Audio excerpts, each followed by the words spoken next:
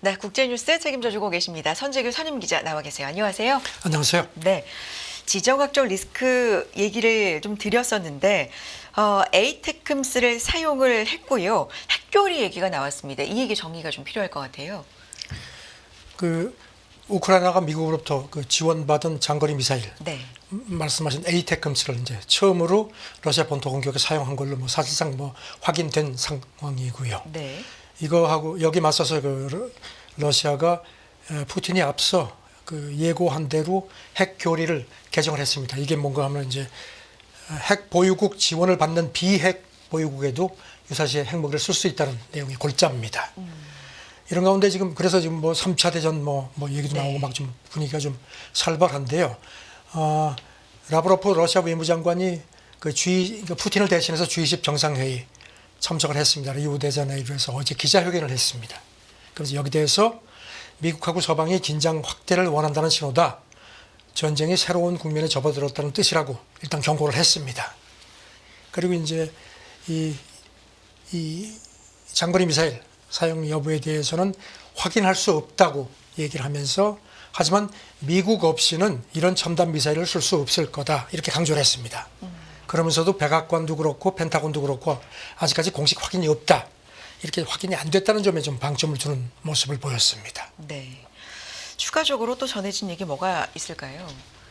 공식적으로 확인된 건 없다. 그런데 이제 3차 대전 얘기까지 나오고 상황은 좀 격화된 것 그러면서 이제 여기 같은데요. 네. 이게 포인트 같은데요. 네. 러시아 관영통신 타스도 보도를 했는데 핵 교리를 우리가 갓 개정을 했는데 이 업데이트한 독트린, 이 핵 교리를 얘기하는 겁니다. 이거를 서방이 주의 깊게 읽어보길 바란다. 라고 강조를 했습니다. 그러니까 이 어떤 좀 경고성 성격이 강하고 그리고 또 방금 나온 소식을 보면요. 미국 국방부 대변인실에서도 이렇게 얘기를 했습니다. 아직까지 러시아가 우크라이나 안에서 핵 무기를 사용할 만한 그런 준비 조짐을 보이지 않고 이거 관련해서 미국도 핵 원칙을 바꿀 아무런 필요성을 느끼지 않는다. 그래서 양쪽이 좀 뭔가 좀 사태를 조금 진정시키려는 그런 네. 모습을 보인 상황입니다. 그렇군요. 일단은 좀 진정되는 국면 그래도 보여지고 있다. 분위기가 감지가 된다라는 말씀이시네요. 네. 우크라이나 전쟁을 둘러싸고 미국과 러시아 간의 이 긴장이 좀 고조되는 와중에요. 러시아가 미국에 대한 이 농축 우라늄 수출 재개 가능성이 열려 있다. 이걸 거듭 강조했다. 이 얘기가 들리는데요. 배경 설명도 필요할 것 같고요. 네. 바이든 대통령이 지난 5월에 네. 러시아산 우라늄 수입 금지 법안에 서명을 했습니다. 그러니까 여기 대해서 푸틴이 지난 15일 농축 우라늄 미국 수출을 일시 제한하는 조치를 취했습니다. 그러니까 맞대응한 겁니다. 네. 그런데 로이터 보도를 보면 러시아 국영 원전기업 로사톰이 그저께 성명을 냈습니다. 뭐라고 얘기를 했냐면은 미국에 대한 우라늄 수출이 여전히 특별한 조건 아래서는 가능하다. 강조를 했습니다. 그리고 이게 러시아 이익에도 부합한다고 덧붙였고요. 네. 그러니까 일단 재개 가능성이 열려 있다. 이런 걸 강조를 한 건데 이게 좀 어떤 의미를 갖는지도 궁금하고요. 지금 방금 말씀드렸지만 네. 장거리 미사일 사용하고 그다음에 북한군 파병 거의 기정사실이 돼 있고요. 이렇게 상당히 지금 전장 상황이 좋지 않은데도 러시아 국영기업이 이렇게 성명까지 내서 강조를 한 걸 보면은 이렇게 말은 그렇게 세게 하는데 크렘린 쪽에서 푸틴 행정부 출범 이후 미국의 대외 정책 기조가 바뀔 거를 기대하는 게 아니냐는 그런 분석입니다. 애초에 앞서서 일시 제한을 발표할 당시에도 어떤 조건을 달면서 발표를 했으니까. 그때도 그렇게 그렇죠. 조건을 달았습니다. 미국의 러시아 당국이 발행한 일시적인 라이선스가 있으면은 미국의 농축 우라늄을 수출할 수 있다는 조건을 달았었습니다. 네. 그렇게 얘기를 하는데 지금 상황이 이렇게 나쁜데도 이제 이렇게 러시아 쪽에서 약간의 유화 제스처를 보이는 걸로 분석이 됩니다. 네. 아시다시피 트럼프 일기 때 푸틴하고 각별했죠. 그다음에 우크라이나 전쟁이 시작되고 나서도 확인은 안 되지만 두 사람 간의 관계가 유지됐다는 그런 관측이 많고요.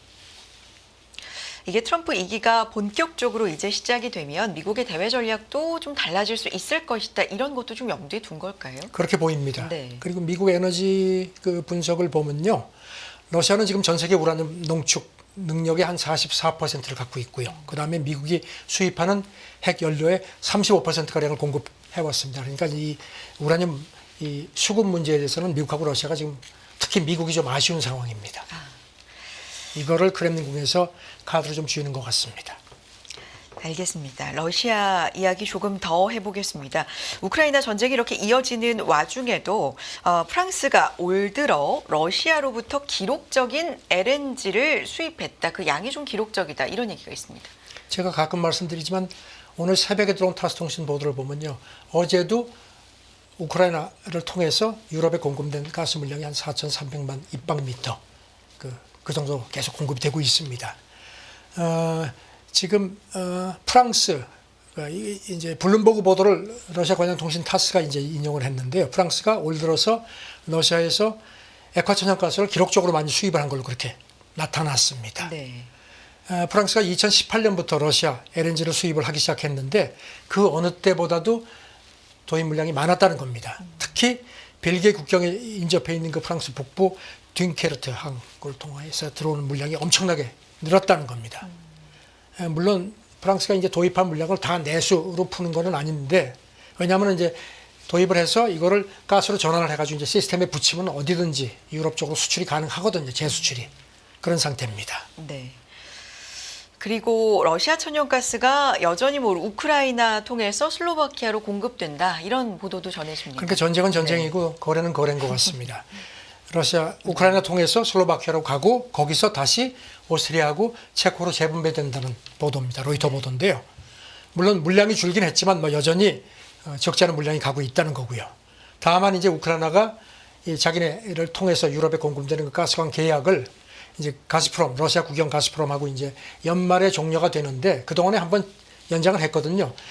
젤렌스키 대통령이 더는 안 한다 선언을 했기 때문에 일단 연내 종료될 가능성은 큽니다. 그런 가운데 지금 유럽연합이 앞서서 전쟁 전에 러시아 그 가스에 크게 의존을 했었죠. 다만 이제 전쟁이 시작되고 나서 노르웨이, 중동 그다음에 미국 쪽으로 이제 가스 공급선을 다변화해 왔습니다.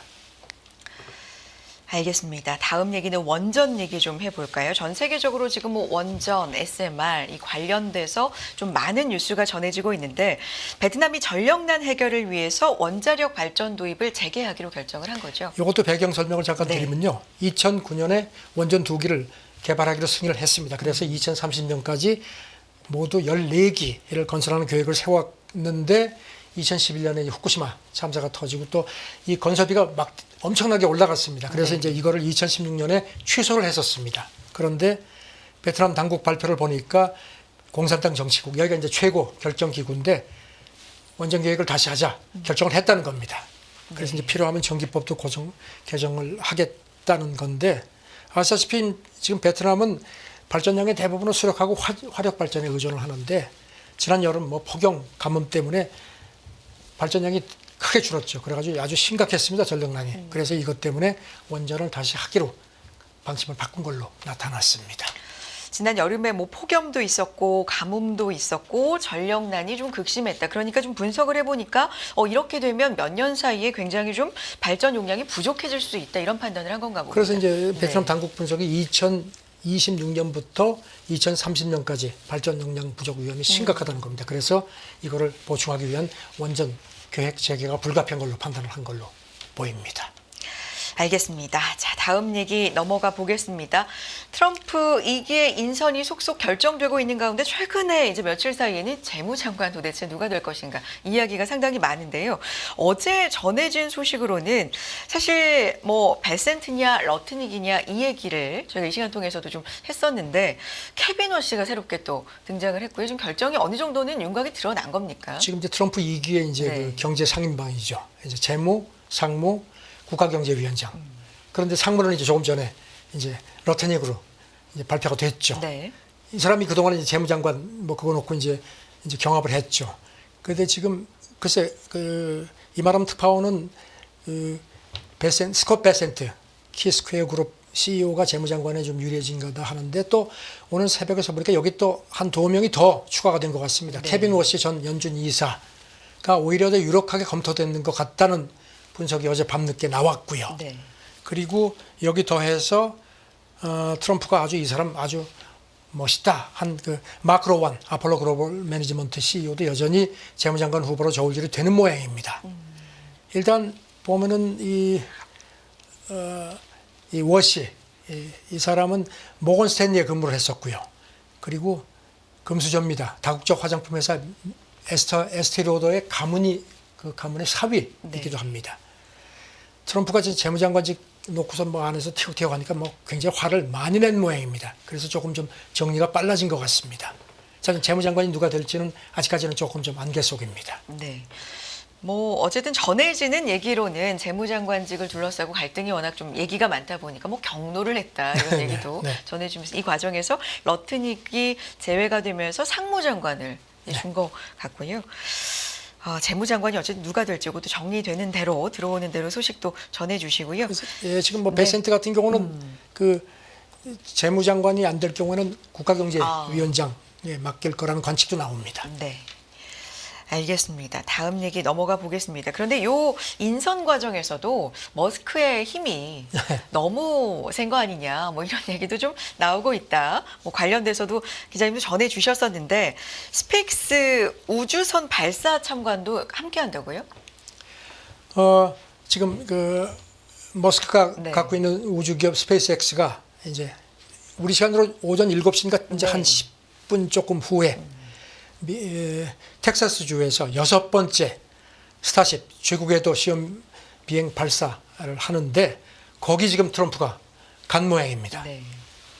지난달 5차 시험 때 그때 뭐 화면 많이 보셨겠지만 로켓이 발대되고 나서 다시 발사대로 돌아와가지고 로켓발이 뻗어가지고 이렇게 딱 잡아서 장관이었어요. 이제 네. 컸죠. 네. 이제 그게 이제 다시 사용할 수 있던 이제 그런 거라고 해서 이제 트럼프도 유세 때 아주 이거 가지고선 뭐 굉장히 뭐 칭찬을 많이 했었습니다. 이번에 발사되는 거는 122m 가장 강력한 로켓이라고 합니다. 이게 이제 달도 그렇고 특히 화성 이제 비행에 이제 쓰이기 위한 그런 준비를 하는 건데 지금 이거 트럼프가 이렇게 직접 가가지고 이렇게 이것까지 참관하고 하는 걸 보면은 그 머스크가 너무 지금 뭐 저 사람 뭐 공동 대통령이야 해서 인수위에서 불만도 많다고 그런 관측이 많았는데 그럼에도 불구하고 여전히 머스크를 좀 신뢰하는 게 아니라는 그런 그 시사라는 분석입니다. 네. 불만의 목소리도 상당히 나오고 있지만 이런 어떤 행보를 보면 여전히 뭐 실세다, 굉장한 신뢰를 받고 있다 이런 걸 또 방증하는 게 아닌가 생각이 듭니다. 다음 얘기 넘어가 보겠습니다. 트럼프 2기 이 경제 전반 뭐 식료품 가격 낮추겠다 이런 약속을 했는데 또 다른 핵심 공약이죠. 이 불법 이민자 대규모 추방이 오히려 식품값 상승을 부추길 수 있다. 뭐 인플레이션과 이거 관련된 얘기겠죠. 이게 지금 이제 부딪힌다는 겁니다. 네. 트럼프가 뭐 군대까지 동원해서라도 쫓아내겠다고 이제 확인까지 했는데 지금 미국 재계 쪽에서는 이게 지금 그렇게 될 경우에는 특히 식품 가격이 급등, 아그리플레이션이라고 하는 이제 그럴 수밖에 없다는 겁니다. 왜냐하면은 농업하고 식품 생산, 유통 뭐 이런 부분에서 이게 워낙 이제 힘든 일이고 하니까 미국 사람들이 잘 안 하기 때문에 불법 노동자들이 이거에 많이 고용이 됐다는 겁니다. 지금 미국 농협 그 연합회 회장이 CNN에 밝힌 거 보면요, 이민 노동력이 없으면 이제 미등록을 얘기하는 거죠. 네. 농업 생산 자체가 불가능해서 추수해도 버려야 된다. 그게 현실이다. 그렇기 때문에 소비자가 결국 비싼 값을 맞을 수밖에 없다는 겁니다. 이 사람 얘기는 지금 미국 농업하고 식품 산업에 종사하는 미등록 이민자 한 170만 명이고 이 중에서 한 30만 명이 농업 이제 추수 같은데 직접 종사하고 나머지가 식품 가공 유통 분야에 종사를 한다는 겁니다. 그래서 여기 이제 CNN이 미시간주 농장 소유주하고 인터뷰를 했는데 불법 이민자가 없으면 수확 자체가 불가능하다 이렇게 실토를 했다는 겁니다. 그래서 미국 사람들 이런 일을 안 하려고 하니까 대체 노동력을 찾을 수도 없는 게 현실이라고 덧붙인 걸로 되어 있습니다. 미국의 농업과 식품 산업이 불법 이민 노동력에 굉장히 의존을 하고 있다. 그게 현실인 이런 겁니다. 얘기고요. 그 노동력이 그러니까 없으면 가격이 당연히 올라갈 것이다. 뭐 이런 논리인데 보편 관세도 굉장히 식품 가격 올리는데 한몫을 할 것이다. 이런 지적이에요. 그렇죠. 이것도 네. 지금 뭐 주요 식품에 대해서 최대 한 20% 관세가 부과될 전망인데 이를테면 뭐 열대과일이라든가 해산물, 커피 원두 같은 것들 이렇게 수입하면 이제 가격이 뛸 수밖에 없다는 겁니다. 그렇게 되면 그 부담은 고스란히 미국 소비자가 이제 안게 된다는 겁니다. 그래서 무디스 애널리스트의 그 마크 잔디 속 이코노미스트가 대규모 이민자 추방하고 관세 도입이 맞물리면은 이건 더 식품값 상승이 더 폭이 커질 수밖에 없고 얼마나 오를지를 예측하기도 힘들다 이렇게 경고를 했습니다. 그래서 보도하면서 어떤 대안도 좀 제시를 하고 있습니다. 그래서 지금 미국 네. 농업계에서는 네. 뭐 불법 이민자 정리는 이해를 하는데 어떤 좀 대안 조치를 뭐 노동 비자 프로그램을 확대를 한다든가 이런 식으로 하는 게 필요하다. 그리고 이제 일각에서는 트럼프가 이제 워낙 그 좀 융통성을 갖고 있기 때문에 캠페인 공약을 일부 수정하거나 대규모 추방이 좀 지연되지 않겠느냐 그런 기대도 하는데 글쎄 이건 트럼프가 어떻게 움직일지 봐야죠. 알겠습니다. 자, 다음 얘기는요. 미국 대학의 이 유학생 규모에서 인도가 중국을 제치고 1위에 올랐다고요? 그럼 2023-2024 학년도 네. 미국 대학 유학생 중에서 보니까 인도 출신이 전년에 비해서 한 23% 늘어났습니다. 그래서 한 33만 명이 넘고요. 반면에 같은 기간에 중국 유학생은 4% 줄었습니다. 그래서 인도가 중국을 제치고 가장 많은 숫자로 올라섰습니다. 네. 우리 같은 경우는 조금 들어서 3위가 됐고요. 그리고 보니까 재밌는 게 일본은요. 이 기간에 좀 줄었습니다. 그래서 한 14,000명 그래서 13위 정도 되어 있습니다. 네. 아무래도 이 이번 그 작년에 112만 명 정도 전년도보다 7% 증가로 되어 있습니다. 가장 많았고요. 역시 이공계가 절반 이상을 차지한 걸로 집계가 됐습니다. 네. 1위가 인도고 중국, 한국, 캐나다, 대만 뭐 이런 순이네요. 네, 그렇습니다. 네, 유학생이. 알겠습니다. 인도와 파키스탄의 대기 오염이 최악의 수준으로 심각하다. 어떤 보도입니까? 이거 뭐 굉장히 심각하네요. 네. 뉴델리 같은 경우는 현지 시간으로 그저께 심지어는 그 초미세먼지가 세계보건기구가 정한 하루 24시간 기준 권장 한도에 65배까지 올라갔습니다. 지금 인도 당국은 이번 주 내내 이런 식의 최악의 그 공기질이 이어갈 거다. 지금 뭐 농산물 추수한 거 남은 거 태우되거나 뭐 도심 쓰레기 속옷 같은 거, 그다음에 자동차 공장 매연, 그다음에 겨울철에 또 기온이 또 좀 떨어졌고요. 그다음에 이 지형도 또 나쁘답니다. 그래서 이제 이런 것들이 복합적으로 작용을 했다는 겁니다. 뭐 유난히 이렇게 갑자기 좀 안 좋아지고 뭐 권장한도 65배다 이 정도면은 반응도 좀 남다르겠습니다. 시민들 반응. 그래서 현지 SNS에 지금 뭐 종말이 온 거 아니냐, 가스실에 사는 것 같다. 지금 뭐 학교도 뭐 거의 다 뭐 수업을 다 대면 수업 중단시켰고요. 뭐 지금 뭐 심각합니다. 그런가 하면 파키스탄도요. 네. 그 동부 펀자브주 여기도 지금 심각해서 지난 토요일 날 보건 비상사태까지 했고요. 그래서 지금 당국자 얘기는 코로나19 그때보다 보건 상황이 더 심각하다. 하루에 한 7만 명 정도가 호기전으로 병원을 찾는다고 합니다. 참 이 공기오염 문제 심각한데 이건 궁극적으로 더 크게 보는 기후위기 탓도 큽니다. 알겠습니다. 자, 다음 얘기는요. 비만 치료제 위고비 중국에 출시가 됐다는 이야기입니다. 전해주실까요? 우리나라에도 출시가 됐죠. 네. 그런데 지금 보니까 덴마크 그 다국적 제약사 노보 디스크사가 이제 했는데 이게 지금 머스크가 내가 이렇게 해서 체중을 줄였다고 네. 이렇게 또 이렇게 극장까지 했거든요. 네.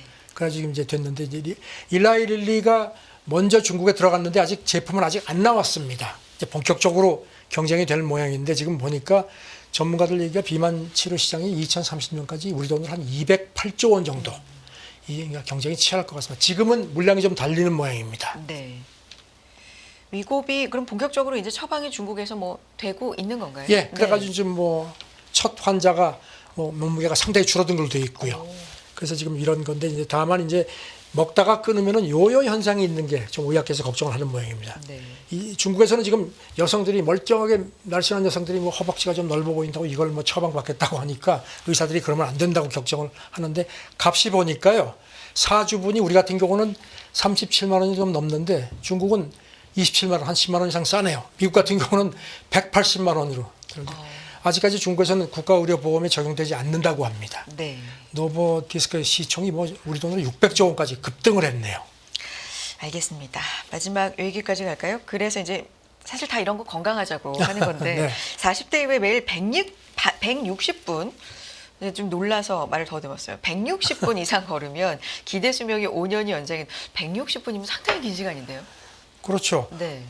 호주 대학 연구팀이 그 미국의 40대 이상 네. 모델을 가지고 체크를 해서 뭐 사망률하고 이렇게 보니까 40세 이후에 매일 한 160분 정도 걸으면 기대 수명이 5년 이상 늘어난다. 그리고 또 상황에 따라서는 11년까지도 기대 수명이 늘어날 수 있다는 겁니다. 물론 이거는 뭐 조금 이제 상황에 따라 좀 다른 건 한데요. 그래서 지금 그동안에도 뭐 이제 많이 걸으면은 건강하다는 거는 이제 뭐 통설이었는데 네. 이게 이제 구체적으로 입증됐다는 겁니다. 다만 분석 결과가 인과관계를 규명하는 것은 아니다. 이렇게 얘기를 하는데 저는 많이 걸으면은 특히 보니까요. 활동량이 가장 적은 사람이 하루 걷는 시간을 1시간 늘릴 때마다 기대 수명이 한 370분 이상 늘어난다. 이것도 뭐 추정입니다. 저는 많이 걷는 거는 분명히 좋습니다. 많이 걷는 게 좋다는 건 나는 160분이면 거의 3시간에 가깝고 쉽지 2시간 뭐 않죠. 네. 40분이 상당한 네, 거저 시간입니다. 되는 일은 없습니다. 알겠습니다. 국제뉴스 여기까지 살펴보겠습니다. 손주기 선임기자 함께했습니다. 고맙습니다. 네, 감사합니다.